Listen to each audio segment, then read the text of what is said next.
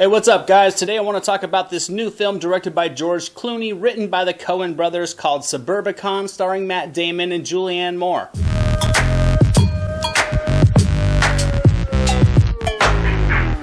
This story is set in the 1950s in a quiet neighborhood called Suburbicon, a neighborhood that really embodies the American dream, giving a family a chunk of land, a home with a white picket fence, enabling them to be surrounded by hundreds of other nuclear families. But when a murder takes place in this quaint suburb, things are not going to be as bright as they usually appear to be. So, where to start with this one? I guess I'll go into the positives, then we'll get into the issues I had with this film that greatly hindered it from being as entertaining as I thought it could have been. I did think the performances were good. Julianne Moore and Matt Damon were both excellent in these dark personas. They make the satire work, they make the dark laughs effective, and they do carry their roles with enough charisma to kind of connect me with their characters despite not really liking them. They do both show some energy with their performances, and even more so in the third act when the film finally does pick up. They are not likable characters, but they're presented in a very grounded way that does create some interest into what their arcs are going to be throughout the storyline. And later in the film, as Damon's character really skews towards one end of the personality spectrum, he does pull off a somewhat lighthearted intensity at times very well, and I thought in addition to his dialogue, he really does capture that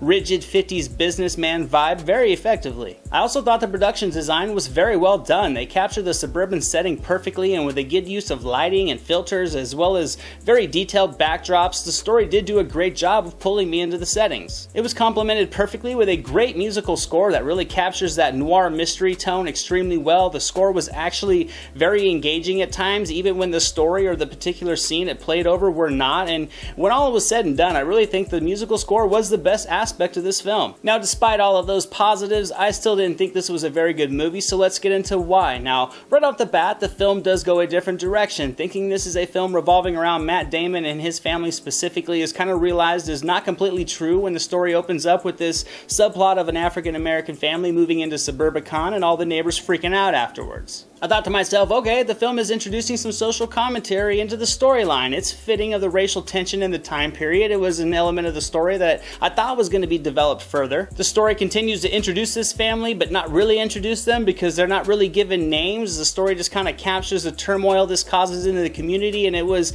a clear setup for something. At least that was what I was thinking. The story then introduces Matt Damon and Julianne Moore's characters, and it begins to follow their storyline, but routinely for the first hour or so of this movie, it returns to the couple living in the neighborhood and all the experiences they have. The scenes show no real forward progression and simply just look like visual examples of racism with no real purpose.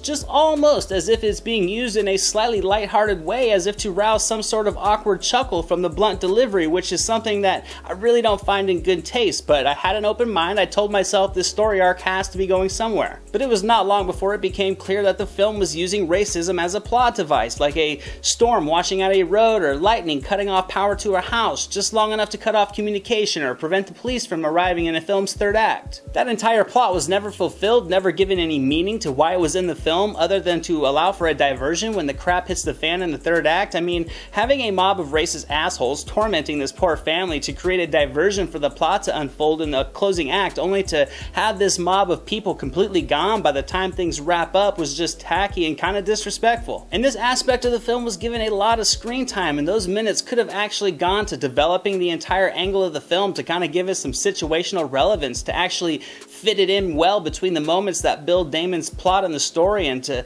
I don't know, have some flow and progression, and most of all, some actual meaning to it, but it didn't. The way it was woven into this story was just distracting, and it was honestly hindering to a film that did show some effort in the visual appeal department. It showcased some entertaining performances. The pace was a little slow for the first two acts, and the focus was very scattered. It did really create a dark and humorous third act, though, that really entertains in a couple of scenes, but it wasn't nearly enough to save the film. The script follows two story angles, but doesn't properly develop either one of them, and by the time the story completely abandons one and focuses on Damon's character and his family, I didn't really care too much about the characters at all, because all I had was face value information and service level substance. And overall, unfortunately, Suburbicon is going to get 40 45% on the entertainment meter. There were bouts of clever dialogue that builds some effectively dark humor here and there. It also has a very comical performance from Oscar Isaac, who provides a lot of laughs when he's on screen, but the film as a whole was just not very fun to watch, and it's unfortunate because I do think there was a lot of potential here. And those are my thoughts on Suburbicon, guys. I hope you enjoyed this video. If you did, make sure to give it a thumbs up. I greatly appreciate it. Don't forget to subscribe so you can catch all the new reviews. You can find me on Twitter at YourCinemaGuy, or visit SilverScreenAnalysis.com for tons of movie-related content. As always, guys, thank you so much for watching. You're all fantastic. I'm Anthony. This is the Silver Screen Analysis, and I'll see you at the movies.